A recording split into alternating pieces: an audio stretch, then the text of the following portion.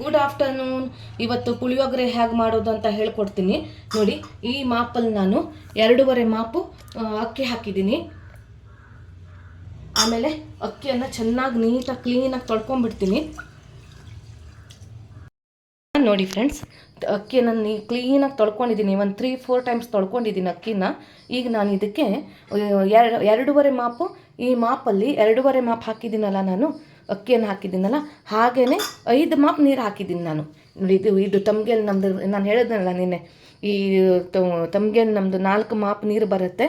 ಹಾಗೆಯೇ ಇದು 1 ಮಾಪು ಎಕ್ಸ್ಟ್ರಾ 5 ಮಾಪು ನೀರು ಹಾಕಿದ್ದೀನಿ ನಾನು. ಆಮೇಲೆ ಹಳದಿ ಪೌಡ್ರ್ ಹಾಕ್ತೀನಿ, ಒಂದಿಷ್ಟು ಹಳದಿ ಪೌಡ್ರ್ ಸಾಕು ನೋಡಿ, ಇಷ್ಟು ಸಾಕು. ಆಮೇಲೆ ಇದಕ್ಕೆ ಸ್ವಲ್ಪ ಉಪ್ಪು ಮೊದಲೇ ಹಾಕ್ತೀನಿ, ನಿಮ್ಗೆ ಗೊತ್ತು, ಒಂದಿಷ್ಟು ಉಪ್ಪು ಹಾಕ್ತೀನಿ, ಅಂದಾಜು ಮೇಲೆ ಉಪ್ಪು ಹಾಕ್ತೀನಿ. ಆಮೇಲೆ ರುಚಿಗೆ ತಕ್ಕಷ್ಟು ಉಪ್ಪು ಹಾಕ್ಕೊಳ್ಳೋಣ. ಮತ್ತು 3 ಹಸಿಮೆಣಸಿನ್ಕಾಯಿ ಕಟ್ ಮಾಡಿ ಹಾಕ್ತೀನಿ, ಉದ್ದಕ್ಕೆ ಕಟ್ ಮಾಡಿ ಹಾಕ್ತೀನಿ ನೋಡಿ ಫ್ರೆಂಡ್ಸ್. ಅನ್ನ ಈ ರೀತಿ ಉದ್ರಾಗಾಗಿದೆ ನೋಡಿ ಫ್ರೆಂಡ್ಸ್. ಎಣ್ಣೆ ಹಾಕ್ಕೊಂಡಿದ್ದೀನಿ, ಆಯಿಲ್ ಬಿಸಿ ಆಗಿದೆ. ಈಗ ನಾನು ಸ್ವಲ್ಪ ಸಾಸಿವೆ ಹಾಕ್ತೀನಿ, ಇಷ್ಟು ಸಾಕು, ಇಷ್ಟು ಸಾಕು. ಸಾಸಿವೆ ಪಟ ಅಂದ ತಕ್ಷಣ ಕಡಲೆಬೇಳೆ ಹಾಕ್ತೀನಿ.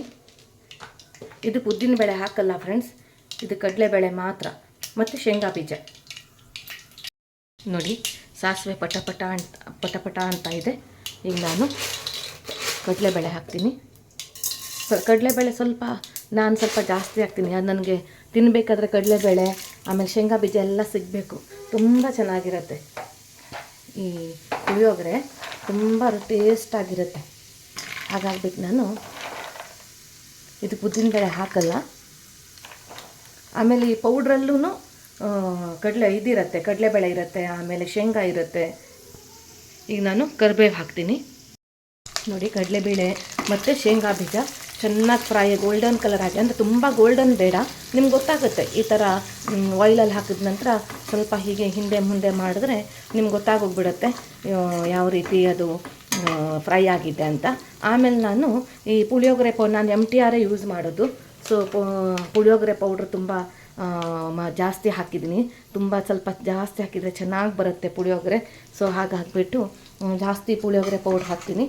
ಆಮೇಲೆ ಕರಿಬೇವು ಹಾಕಿದ್ದೀನಿ ನೋಡಿ. ಇದರಲ್ಲೂ ಶೇಂಗಾ ಬೀಜ ಇದೆ, ಕಡಲೆಬೇಳೆ ಎಲ್ಲ ಇರುತ್ತೆ ಇದರಲ್ಲಿ ನೋಡಿ. ಸ್ವಲ್ಪ ನೀರು ಹಾಕ್ತೀನಿ, ಈಗ ಜಾಸ್ತಿ ಬೇಡ ಫ್ರೆಂಡ್ಸ್, ಸ್ವಲ್ಪನೇ ಸಾಕು.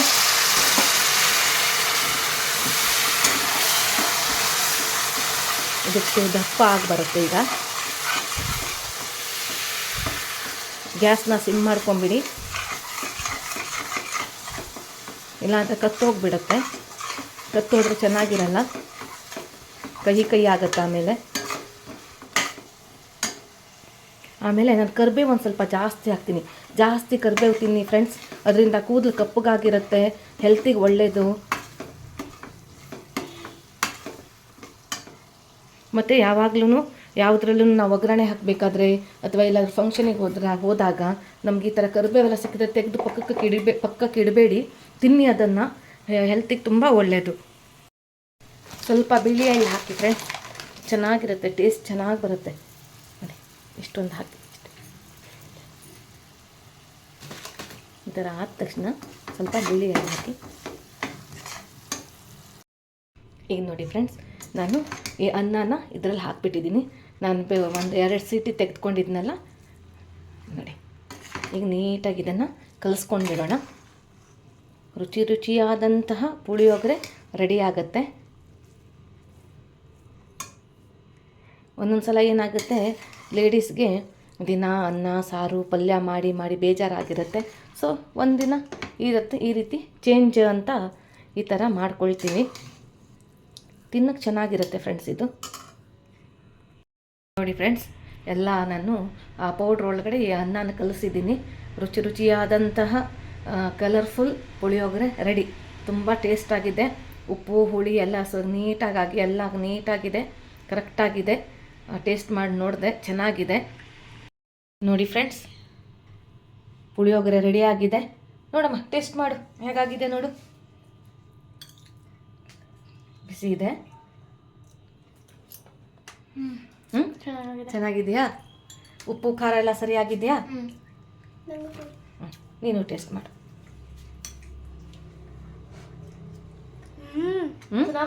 ಚೆನ್ನಾಗಿದೆ. Okay okay, thanks for watching.